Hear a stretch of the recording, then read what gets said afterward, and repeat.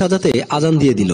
এখনো শরবত বানানো বাকি। রিমি তাড়াহুড়ো করে রান্নাঘরে লেবু কাটতে গিয়ে হাত কেটে ফেলেছে। রিমির শাশুড়ি বললেন, কি হলো বৌমা, এখনো তোমার শরবত বানানো শেষ হলো না? সারাদিন রোজা রেখে ইফতারের সময় এক ফোঁটা শরবত কি কপালে জুটবে না? রিমির হাত কেটে টপ টপ করে রক্ত পড়ছে। কাটা হাতটা চেপে ধরে রিমি চিৎকার দিয়ে বলল, হয়ে গেছে আম্মা, একটু সময় দিন, আমি শরবত বানিয়ে আনছি। পাশে থাকা রিমির ননদ বলে উঠল, আর লাগবে না ভাবি, আজান দিয়ে দিয়েছে, এখন তুমি কখন শরবত বানাবে আর কখন খাবো? তোমার শরবত তুমিই খেও। রিমির হাতে রক্ত পড়া বন্ধ হচ্ছিল না। সে দৌড়ে গিয়ে বেসিনে হাত ধুয়ে এসে লেবু কেটে শরবত বানিয়ে সবার গ্লাসে ঢেলে দিল। এদিকে কাটা হাতে লেবুর রস লেগে প্রচুর জ্বলছে। কেউ না বুঝে মতো রিমি আবারও বেসিনে হাত ধুতে এলো আর আঙুলে একটা কাপড় পেঁচিয়ে নিল। রিমির শাশুড়ি খেতে খেতে বললেন, রাসেল এখনো আসছে না কেন বৌমা?